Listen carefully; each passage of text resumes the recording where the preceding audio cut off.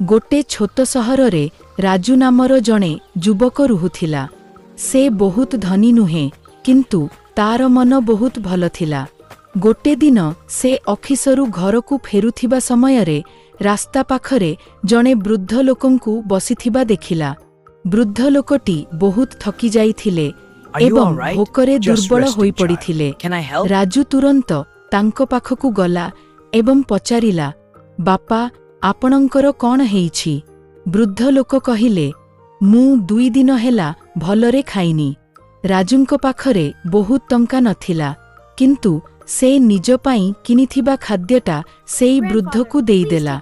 वृद्ध लोकटी खुशी होई कहिले, पुआ तुम भल काम तुमकू एक दिन निश्चय फेरी मिलिबो। राजू हसीदेला एवं घरकू चलीगला। किछि वर्ष परे राजू जणे चाकिरी खोजुथिला। से गोटे बड़ कंपानीर इंटरव्यूकू गला। ऑफिसर मालिक घरकू प्रवेश करिबा सहित राजू आश्चर्य होईगला। सेई मालिक आउ केही नुहे, सेई वृद्ध लोक जाहाकू से केते वर्ष पूर्वरु सहायता करिथिला।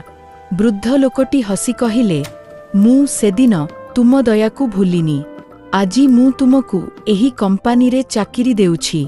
राजूंको आखिरे खुशीर लुह आसीगला। शिक्षा भल काम केबे भी व्यर्थ जाए नाही। एक दिन निश्चय ताहार फल मिले।